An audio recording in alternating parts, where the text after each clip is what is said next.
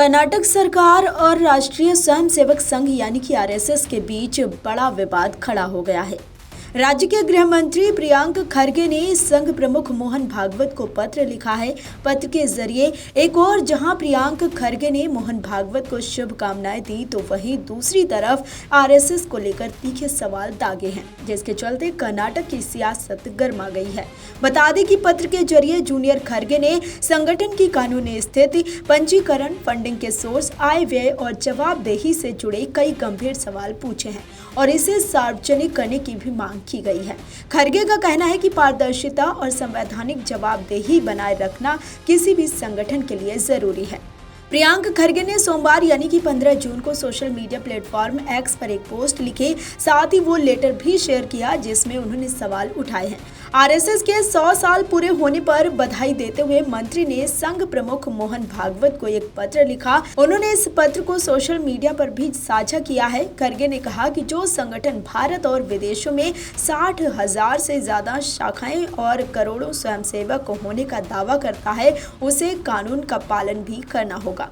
उन्होंने सलाह दी कि स्थापना के बाद शताब्दी वर्ष के मौके पर आरएसएस को केवल जश्न नहीं मनाना चाहिए, बल्कि संवैधानिक आत्मनिरीक्षण भी करना चाहिए। मंत्री ने पत्र में लिखा कि भारत को सबसे अच्छी श्रद्धांजलि यही होगी कि आरएसएस खुद को रजिस्टर कराए, अपनी गतिविधियों और पैसों का हिसाब दे, सभी जरूरी टैक्स भरे और भारतीय कानून के दायरे में रहकर काम करे। प्रियांक खरगे कांग्रेस अध्यक्ष मल्लिकार्जुन खरगे के बेटे हैं। उन्होंने कर्नाटक की एक हालिया रिपोर्ट का हवाला देते हुए बताया कि राज्य में आरएसएस की 4,127 दैनिक शाखाएं, 1,389 साप्ताहिक मिलन और 60 मासिक मंडलियां सक्रिय हैं। रिपोर्ट के अनुसार कर्नाटक में आरएसएस ने 2,194 समाजोत्सव आयोजित किए, जिनमें लगभग 19.61 लाख लोगों ने हिस्सा लिया। इसके अलावा राज्य भर में 562 रूट मार्च निकाले गए, जिसमें 2.21 लाख वर्दीधारी स्वयंसेवक शामिल हुए। मंत्री ने तर्क दिया कि इतने बड़े पैमाने पर सार्वजनिक लामबंदी और रूट मार्च करने वाले संगठन को निजी या अनौपचारिक व्यवस्था नहीं माना जा सकता।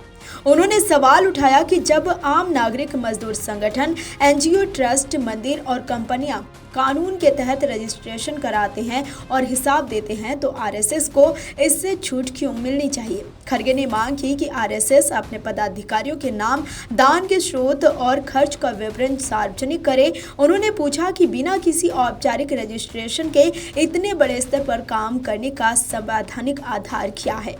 मंत्री ने कहा कि जो संगठन राष्ट्रवाद, अनुशासन और कर्तव्य की बात करता है, उसे पारदर्शिता दिखाकर संविधान के प्रति सम्मान जाहिर करना चाहिए।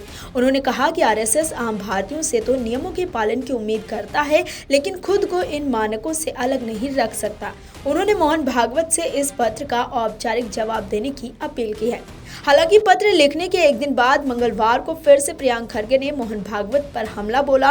उन्होंने मंगलवार को राजधानी नई दिल्ली में एक प्रेस कॉन्फ्रेंस में कहा कि मोहन भागवत ने उनके पत्र का जवाब नहीं दिया। जूनियर खरगे ने कहा कि संघ प्रमुख ने नहीं बताया कि आरएसएस का पैसा कहां से आता है। फिलहाल इस मामले को लेकर अब राजनीति गरमाई हुई है। वीडियो डेस्क अमरउजाला.com। अगर आप ये वीडियो YouTube पर देख रहे हैं तो हमारे चैनल को सब्सक्राइब कर बेल आइकन दबाएं और Facebook पर देख रहे हैं तो हमारे पेज को लाइक करें। अगर आप ये वीडियो YouTube पर देख रहे हैं तो हमारे चैनल को सब्सक्राइब कर बेल आइकन दबाएं और Facebook पर देख रहे हैं तो हमारे पेज को लाइक करें।